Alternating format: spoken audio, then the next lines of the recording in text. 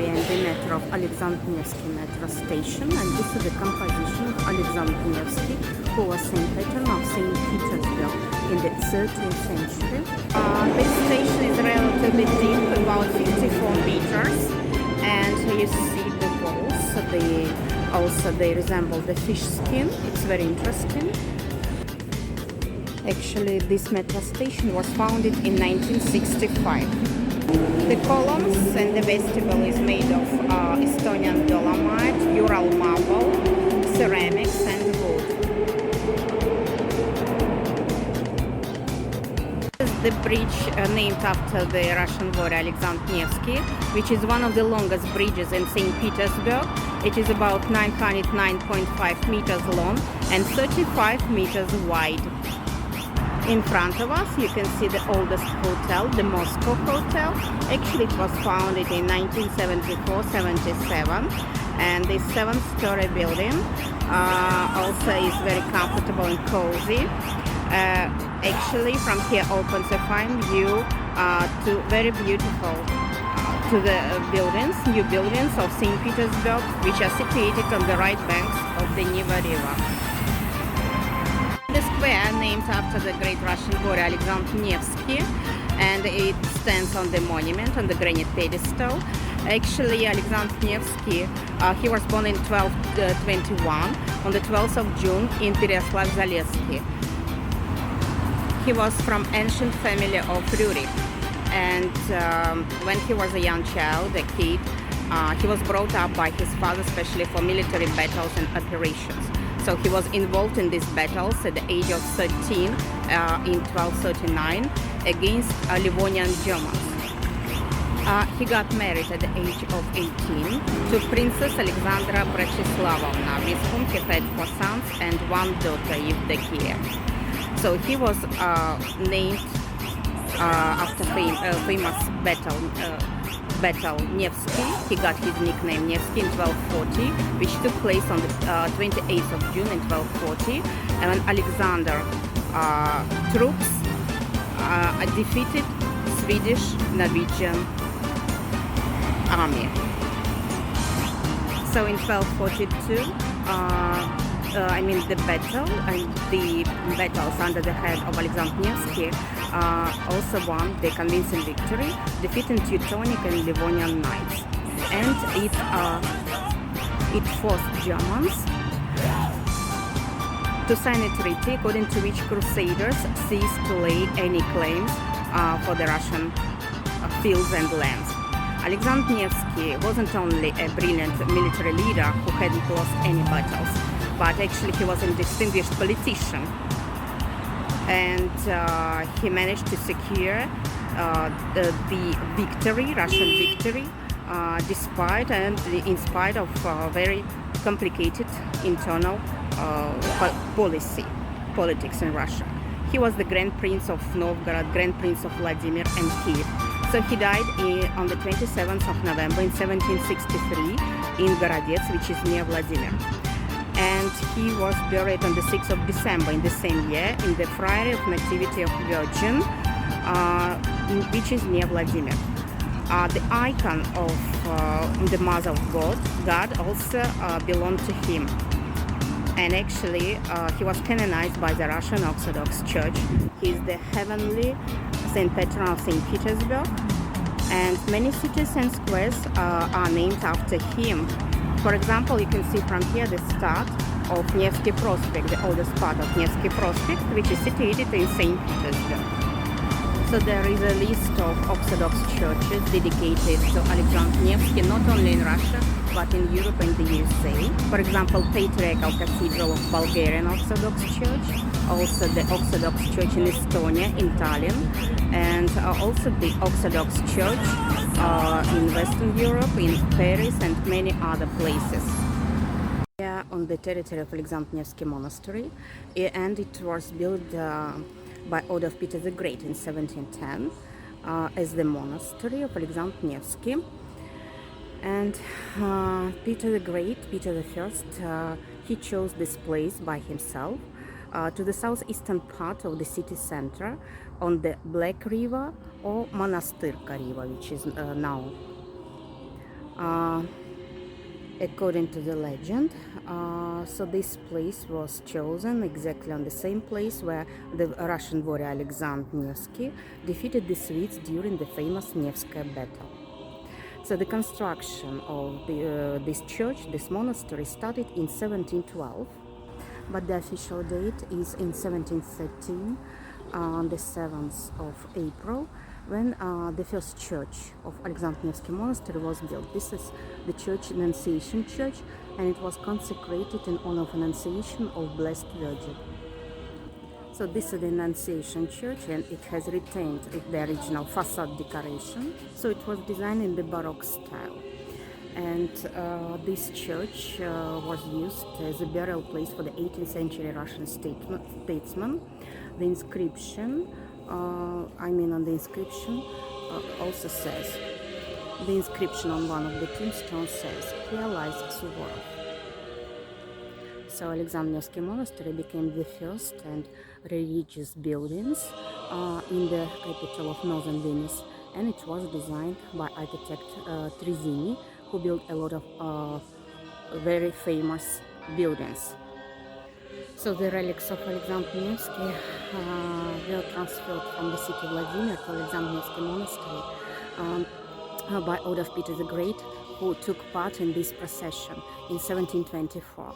Then by order of Peter's daughter Elizabeth in 1752, his relics were kept in the silver shrine, and 1,500 kilograms of silver was used for the decoration of this shrine. In 1797, by order of Emperor Paul, so the monastery also was granted the status of lavra. And Alexander Nevsky Monastery became one of the first religious and diocese, the center of religious and diocese life, also the place of pilgrimage for the Russian Imperial House, and different institutions like Alexander Nevsky College and also Theological Seminary and Academy were located as a separate studying institutions here. So, and it used to be in the 19th and beginning of the 20th century. But after the revolution 1918, Bolshevik government forced. So the Bolshevik government, they tried to force Alexander Nevsky Monastery to close. Over 300,000 people, parishioners of all churches, took part in cross-bearing procession to support Lavra. But unfortunately, Alexander Nevsky Monastery, Lavra, was taken over by Petrograd Soviet government. And in 1950s, it was the days of revival. In 1956, the Trinity Cathedral was opened and belonged to Russian Orthodox Church again, and it became as a parish cathedral, functioning cathedral. So inside, the relics of Alexander Nevsky are kept. Actually, it's a classical design, very perfect design, and the main entrance is marked by 6-column portico and also crowned by 2 bell towers. So inside it is cross-shaped, and it is typical for Russian churches of the 14th and 16th century, and the whole interior decoration, including vaults, painting on the cupola and columns, pilasters, and marble icon stand, and also the fine design of gilt bronze holy gates all contribute to the grandeur of the whole decoration inside. And the relics of Alexander Nevsky were back to Alexander Nevsky Monastery of Lavra in 1989, and it was special procession, special ceremonial for the Russian Orthodox Church.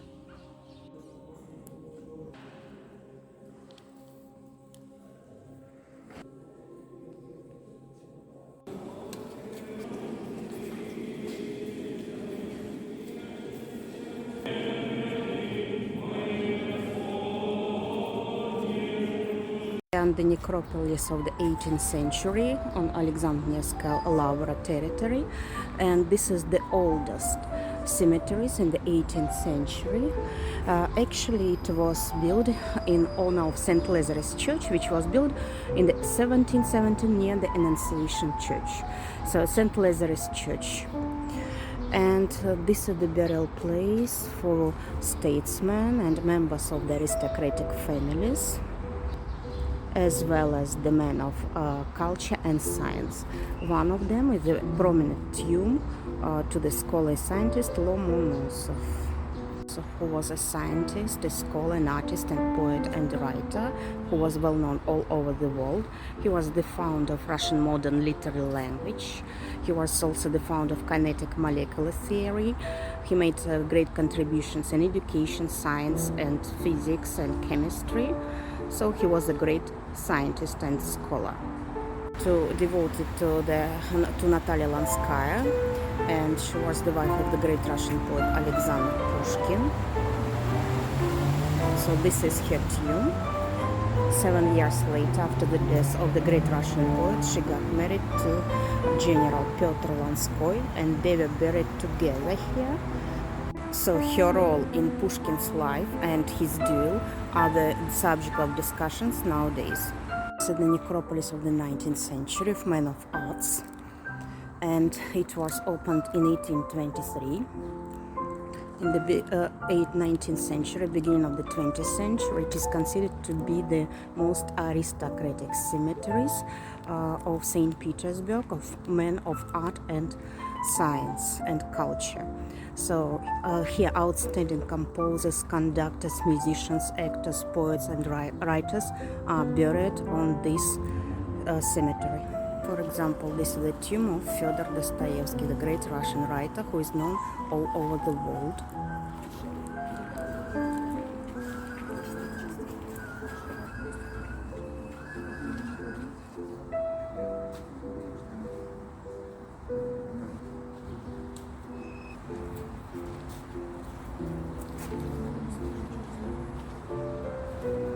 So he's readable all over the world, and he's famous for his novels Crime and Punishment, Karamazov's Brothers, White Knight, Adolescent.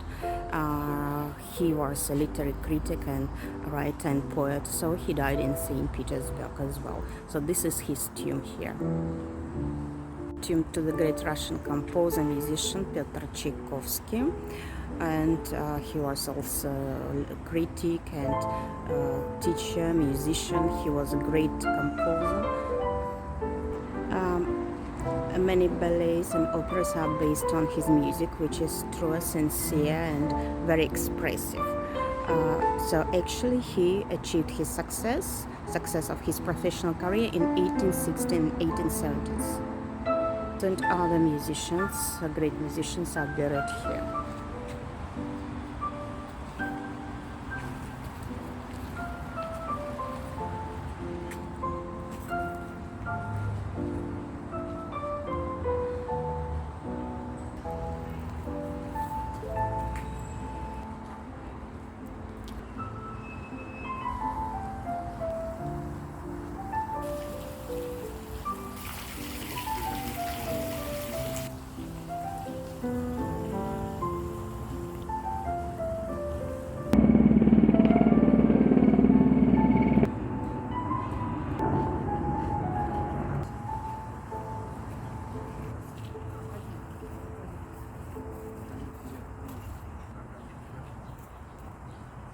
This is Nikolskoye Cemetery, which came into being in 1861, and it is situated in the eastern part from the Trinity Cathedral.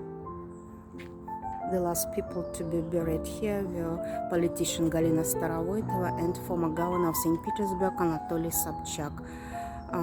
So now it's not a functioning cemetery, of course.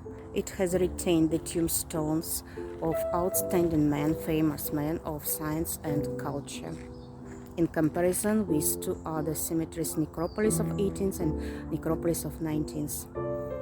So this is Nikolskoye Cemetery.